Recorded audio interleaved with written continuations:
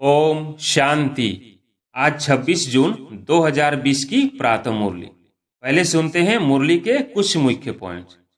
बाप भी सौदर्शन चक्रधारी कहलाते हैं क्योंकि सृष्टि के आदि मध्य अंत को जानना यह सौदर्शन चक्रधारी बनना। तुम बुलाते आए हो, हे पतित पावन, अब मैं आया हूँ। तुमको कहता हूँ यह अंतिम जन्म पवित्र रहो तो तुम पवित्र दुनिया के मालिक बनेंगे। बाप कहते हैं अपने को शरीर से अलग आत्मा समझ बाप को याद करो तो तुम्हारे विकर्म विनाश होंगे। बाप कहते हैं अब सर्विस में तत्पर रहो, घर घर में प्रदर्शनी खोलो। इन जैसा महान पुण्य कोई होता नहीं। इसको बाप का रास्ता बताना, इन जैसा दान कोई नहीं। अब बाप कहते हैं मीठे मीठे बच्चों, देही अभिमानी बनो। अपने को आत्मा समझकर बाप को याद करो। तुम मेरे लाडले बच्चे हो ना। फिर आगे बाबा ने कहा तुम बच्चे इस पुरानी दुनिया में जो कुछ देखते हो यह सब विनाश को पाना है। विक्रमाजीत बन उच्च पद पाना है तो यह चिंतन खत्म करना है। यह क्यों होता है, यह ऐसे क्यों करता है, इन सब बातों को छोड़ एक ही चिंतन रहे कि हमें तमो प्रधान से सतो प्रधान बनना है। और लास्ट में बाबा ने कहा विक्रमाजीत बन उच्च पद पाएंगे। बाकी फालतू बातें सुन अपना माथा खराब नहीं करना है। सब बातों से एक बात मुख्य है, उनको नहीं भूलो। कोई साथ टाइम वेस्ट न करो। तुम्हारा टाइम बहुत वैल्यूबल है। तूफानों से डरना नहीं है। बहुत तकलीफ आएगी, घाटा पड़ेगा, परंतु बाप की याद कभी नहीं भूलनी है। अब मुरली सुनते हैं विस्तार से। मीठे बच्चे, तुम अभी श्रीमत पर साइलेंस की अति में जाते हो। तुम्हें बाप से शांति का वर्षा मिलता है। शांति में सब कुछ आ जाता है। प्रश्न, नई दुनिया की स्थापना का मुख्य आधार क्या है? उत्तर, पवित्रता। बाप जब ब्रह्मातन में आकर नई दुनिया स्थापन करते हैं तब तुम आपस में भाई बहन हो जाते हो। स्त्री पुरुष का भान निकल जाता है। इस अंतिम जन्म में पवित्र बनते हो तो पवित्र दुनिया के मालिक बन जाते हो। तुम अपने आप से प्रतिज्ञा करते हो हम भाई बहन हो रहेंगे, विकार की दृष्टि नहीं रखेंगे, एक दो को सावधान कर उन्नति को पाएंगे। गीत है जाग सजनिया जाग। ओम शांति। मीठे मीठे रूहानी बच्चों ने गीत सुना और बुद्धि में सौदर्शन चक्र फिर गया। बाप भी सौदर्शन चक्रधारी कहलाते हैं क्योंकि सृष्टि के आदि मध्य अंत को जानना यह सौदर्शन चक्रधारी बनना। यह बातें सिवाय बाप के और कोई समझा न सके। तुम ब्राह्मणों का सारा मदार है साइलेंस पर। सभी मनुष्य कहते भी हैं शांति देवा, हे शांति देने वाला। मालूम किसको भी नहीं है कि शांति कौन देते हैं, वह शांति धाम कौन ले जाएंगे। यह सिर्फ तुम बच्चे ही जानते हो। ब्राह्मण ही सौदर्शन चक्रधारी बनते हैं। देवता कोई सौदर्शन चक्रधारी कहला न सके। कितना रात दिन का फर्क है। बाप तुम बच्चों को समझाते हैं तुम हर एक सौदर्शन चक्रधारी हो, नंबरवार पुरुषार्थ अनुसार। बाप को याद करना है, यही मुख्य बात है। बाप को याद करना गोया शांति का वर्षा लेना। शांति में सब आ जाता है। तुम्हारी आयु भी बड़ी हो जाती है, निरोगी काया भी बनती जाती है। सिवाय बाप के और कोई सौदर्शन चक्रधारी बना न सके। आत्मा ही बनती है। बाप भी है क्योंकि सृष्टि के आदि मध्य अंत का ज्ञान है। गीत भी सुना, अब नई दुनिया स्थापन हो रही है। गीत तो मनुष्यों ने ही बनाए हैं। बाप बैठ सार समझाते हैं, वह है सभी आत्माओं का बाप। तो सब बच्चे आपस में भाई भाई हो जाते हैं। बाप जब नई दुनिया रचते हैं तो प्रजापिता ब्रह्मा द्वारा तुम भाई बहन हो। हर एक ब्रह्मा कुमार कुमारी हैं। यह बुद्धि में रहने से फिर स्त्री पुरुष का भान निकल जाता है। मनुष्य यह नहीं समझते कि हम भी वास्तव में भाई भाई हैं। फिर बाप रचना रचते हैं तो भाई बहन हो जाते हैं। क्रिमिनल दृष्टि निकल जाती है। बाप याद भी दिलाते हैं, तुम बुलाते आए हो हे पतित पावन, अब मैं आया हूं, तुमको कहता हूं यह अंतिम जन्म पवित्र रहो, तो तुम पवित्र दुनिया के मालिक बनेंगे। यह प्रदर्शनी तो तुम्हारे घर घर में होनी चाहिए, क्योंकि तुम बच्चे ब्राह्मण हो। तुम्हारे घर में यह चित्र जरूर होने चाहिए। इन पर समझाना बहुत सहज है। 84 का चक्र तो बुद्धि में है। अच्छा, तुमको एक ब्राह्मणी टीचर दे देंगे, वो आकर सर्विस करके जाएंगे। तुम प्रदर्शनी खोल दो। भक्ति मार्ग में भी कोई कृष्ण की पूजा अथवा मंत्र जंत्र आदि नहीं जानते हैं, तो ब्राह्मण को बुलाते हैं, वो रोज आकर पूजा करते हैं। तुम भी मंगा सकते हो। यह है तो बहुत सहज। बाप ने प्रजापिता ब्रह्मा द्वारा सृष्टि रची होगी, तो जरूर ब्रह्मा कुमार कुमारियां बहन भाई बने होंगे। प्रतिज्ञा करते हैं हम दोनों भाई बहन हो रहेंगे, विकार की दृष्टि नहीं रखेंगे, एक दो को सावधान कर उन्नति को पाएंगे। मुख्य है ही याद की यात्रा। वो लोग साइंस के बल से कितना ऊपर जाने की कोशिश करते हैं, परंतु ऊपर कोई दुनिया थोड़ी ही है। यह है साइंस की अति में जाना। अभी तक साइलेंस की अति में जाते हो, श्रीमत पर। उनकी है साइंस, यहां तो तुम्हारी है साइलेंस। बच्चे जानते हैं आत्मा तो स्वयं शांत स्वरूप है। इस शरीर द्वारा सिर्फ पाठ बजाना होता है, कर्म बिगड़ तो कोई रह न सके। बाप कहते हैं अपने को शरीर से अलग आत्मा समझ बाप को याद करो, तो तुम्हारे विकर्म विनाश होंगे। बहुत ही सहज है। सबसे जास्ती जो मेरे भक्त अर्थात शिव के पुजारी हैं उनको समझाओ। ऊंच से ऊंच पूजा है शिव की, क्योंकि वही सर्व का सदगति दाता है। अभी तुम बच्चे जानते हो बाप आए हैं, सबको साथ में ले जाएंगे। अपने टाइम पर हम भी ड्रामा अनुसार कर्मातीत अवस्था को पाएंगे, फिर विनाश हो जाएगा। पुरुषार्थ बहुत करना है कि हम आत्माएं शतो प्रधान बन जाएं। बाप की श्रीमत पर चलना है। श्रीमत भगवत गीता कहते हैं, कितनी बड़ी महिमा है। देवताओं की भी महिमा गाते हैं। सर्वगुण संपन्न, संपूर्ण निर्विकारी। बाप ही आकर संपूर्ण पावन बनाते हैं। जब संपूर्ण पति दुनिया बनती है, तभी बाप आकर संपूर्ण पावन दुनिया बनाते हैं। सब कहते हैं हम भगवान के बच्चे हैं, तो जरूर स्वर्ग का वर्षा होना चाहिए। प्रजापिता ब्रह्मा द्वारा हम अभी भाई बहन बने हैं। कल्प पहले भी बाप आया था। शिव जयंती मनाते हैं, जरूर प्रजापिता ब्रह्मा के बच्चे बने होंगे। बाप से प्रतिज्ञा करते हैं, बाबा हम आपस में कंपेनियन हो पवित्र रहते हैं, आपके डायरेक्शन पर चलते हैं।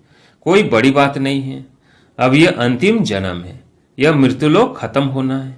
अभी तुम समझदार बने हो।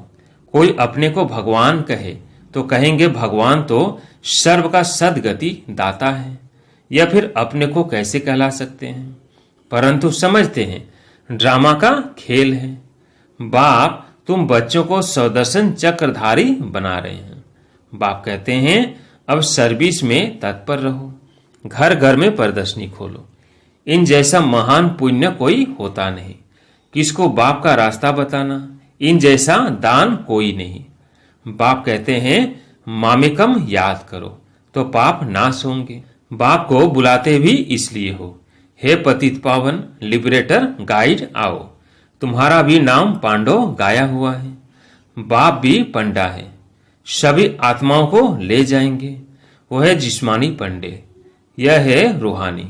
वो जिस्मानी यात्रा, यह रूहानी यात्रा। सतयुग में जिस्मानी यात्रा भक्ति मार्ग की होती नहीं, वहां तुम पूज्य बनते हो।